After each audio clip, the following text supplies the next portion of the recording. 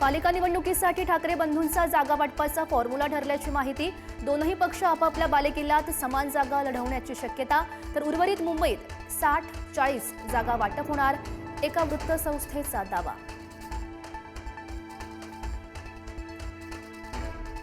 ठाकरे हा ब्रँड नाही, विचार आहे। तुमचा व्यापारी ब्रँड संपणार, पण आमचा मराठी ठाकरे विचार नाही।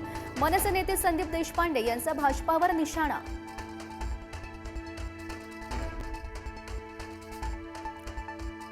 दसऱ्याला शिवतीर्थावर उद्धव ठाकरेंची तोफ ठणाणणार। ठाकरेंच्या शिवसेनेचा दसरा मेळाव्याचा टीझर प्रदर्शित।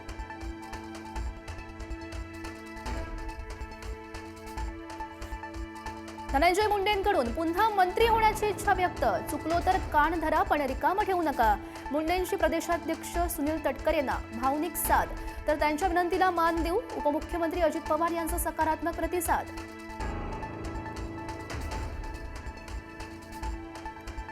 खासदार संजय राऊत यांच्या भांडूपमधील निवासस्थानी पोलीस बंदोबस्त। आनंद दिघे यांच्याबाबत केलेल्या वक्तव्यानंतर सुरक्षेमध्ये वाढ, प्रोटोकॉल व्यतिरिक्त जादा पोलीस तैनात।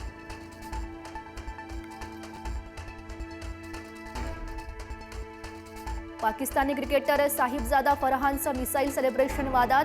पहलगाम हल्ल्याची आठवण करून देत संजय राऊत यांची मोदी सरकार आणि बीसीसीआयवर टीका। शासकीय महामंडळ तोट्यामध्ये असल्याचं आकडेवारीतून समोर। राज्यातील तब्बल 43% महामंडळ तोट्यात, तर 9% महामंडळ ना नफा ना तोट्यामध्ये सुरू। 41 मंडळांना 50,000 कोटींपेक्षा अधिकचा तोटा। मराठा आरक्षण जीआर विरोधातील याचिकेवर सुनावणी घेण्यास नकार। मराठा बांधवांना कुणबी प्रमाणपत्र देण्याचा मार्ग सुलभ, तांत्रिक कारणांमुळे सुनावणीस नकार।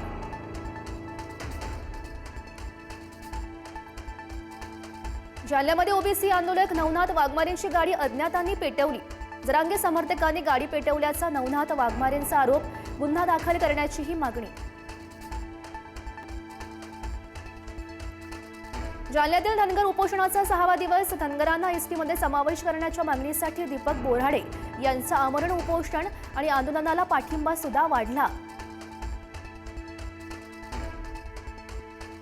गोपीचंद पडळकरांच्या वक्तव्याविरोधात सांगलीमध्ये शरद पवार यांच्या राष्ट्रवादीचा मोर्चा।